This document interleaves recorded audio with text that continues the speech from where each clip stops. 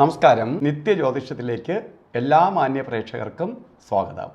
ഇന്ന് 2024 മാർച്ച് മാസം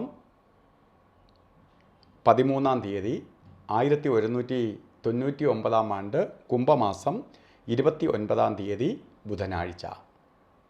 ഇന്നത്തെ നക്ഷത്രം അശ്വതി നക്ഷത്രമാണ്. അശ്വതി നക്ഷത്രം ശുഭനക്ഷത്രങ്ങളിൽ പെടുന്ന നക്ഷത്രമാണ്. ശുഭകാര്യങ്ങൾക്ക് അനുകൂലപ്രദമായ നക്ഷത്രവും കൂടിയാണ് അശ്വതി നക്ഷത്രം. ഇന്നത്തെ ദിവസമോ ശുഭദിവസമാണ്, ബുധനാഴ്ച. ബുധൻ പ്രവൃത്തികാരകനാണ്. പ്രവൃത്തികാരകൻ എന്ന് പറയുമ്പോൾ എന്ത് പ്രവൃത്തി ചെയ്യാനും ഈ ദിവസം അനുകൂലപ്രദമാണ്. എന്ത് പ്രവൃത്തി ചെയ്യാനും ഈ ദിവസം നമുക്ക് സഹായകരമായി തീരും. ബുധൻ എന്ത് പ്രവൃത്തിയെയും സപ്പോർട്ട് ചെയ്യുന്നവനാണ്.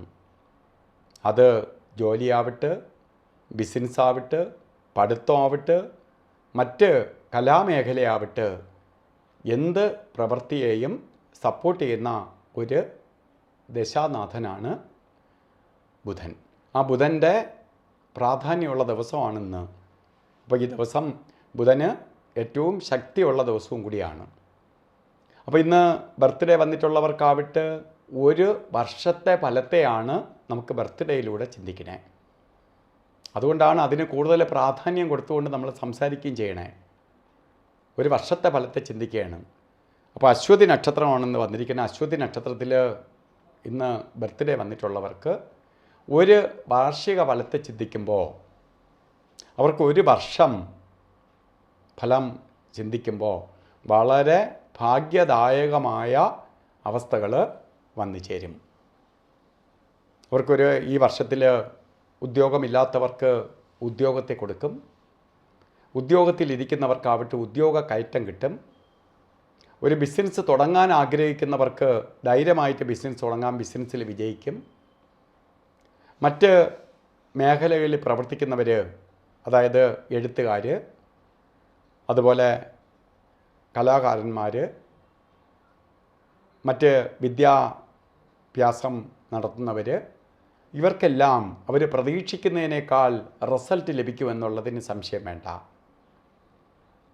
അങ്ങനെ ഭാഗ്യദായകമായ ഒരവസ്ഥ ഒരു വർഷമായിരിക്കും നിങ്ങൾക്ക് ലഭിക്കുക.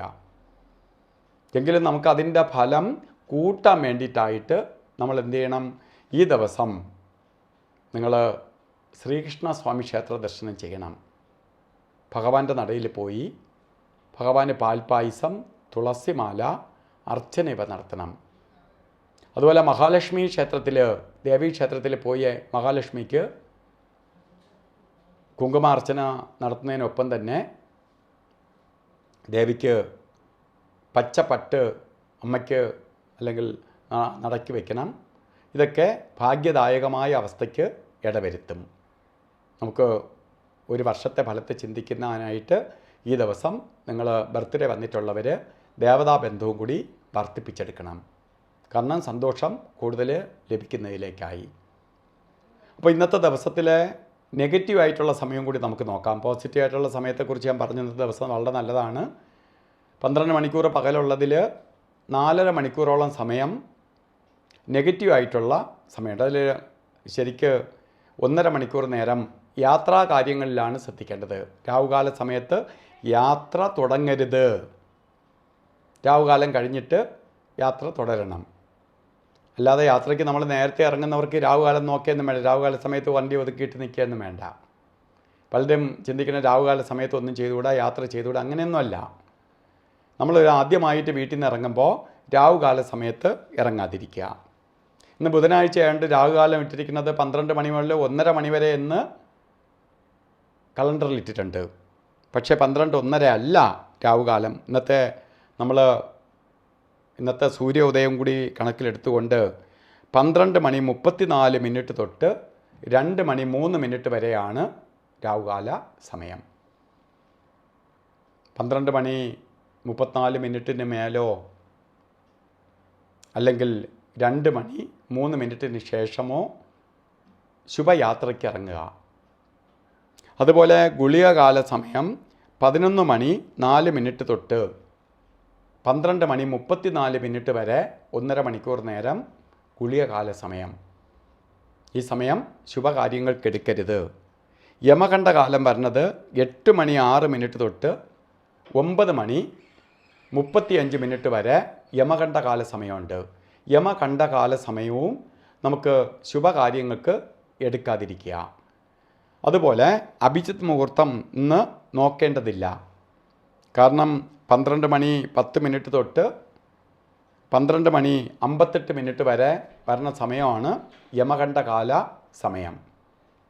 ഈ സമയമാണ് അഭിജിത്ത് മുഹൂർത്ത സമയം. അപ്പോൾ യമകണ്ഠകാല സമയവും ഗുളികനും ഒക്കെ ഈ സമയത്ത് രാവുകാലവും ഒക്കെ കടന്നു വരാൻ സാധ്യതയുള്ളതുകൊണ്ട് നമ്മൾ ഇന്നത്തെ സമയത്തെ വളരെ പ്രാധാന്യം കൊടുക്കേണ്ട. ഇന്നത്തെ അഭിജിത്ത് മുഹൂർത്തത്തിന് വളരെ പ്രാധാന്യം കൊടുക്കണം. അല്ലാതെ തന്നെ ഇന്ന് നമുക്ക് എല്ലാ കാര്യങ്ങളും ചെയ്യാൻ സമയമുണ്ടല്ലോ.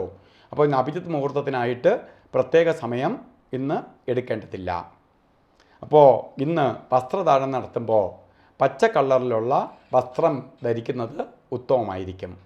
അതേപോലെ അല്ലെങ്കിൽ കർച്ചീപ്പായിട്ടെങ്കിലും പച്ച കളറിലുള്ള കർച്ചീപ്പ് കയ്യിൽ കരുതുന്നത് ഭാഗ്യദായകമായിരിക്കും. വസ്ത്രത്തിനുള്ള പ്രാധാന്യം നമ്മളിലേക്ക് പോസിറ്റീവ് എനർജി കൊണ്ടുവരാൻ സഹായിക്കുന്ന ഒന്നാണ് ശരിക്കും വസ്ത്രം. പോസിറ്റീവ് എനർജി നമ്മളിലേക്ക് ആകർഷിക്കപ്പെടും. നമുക്ക് അപ്പോൾ ആ ദിവസം നമ്മൾ ആ വസ്ത്രം കൂടി ധരിച്ചുകൊണ്ട് പോവുകയാണെങ്കിൽ നമുക്ക് ലഭിക്കാവുന്നതിൻ്റെ അന്നത്തെ ദിവസം നോർമലി കിട്ടാവുന്നതിൻ്റെ കൂടുതൽ റിസൾട്ട് നിങ്ങൾക്ക് ലഭ്യമാവും എന്നുള്ളതിന് സംശയം വേണ്ട. ഈ ദിവസം എല്ലാവർക്കും ഭാഗ്യദായകമായി തീരട്ടെ എന്ന് സർവേശ്വരനോട് പ്രാർത്ഥിച്ചുകൊണ്ട് നിർത്തുന്നു. നന്ദി, നമസ്കാരം.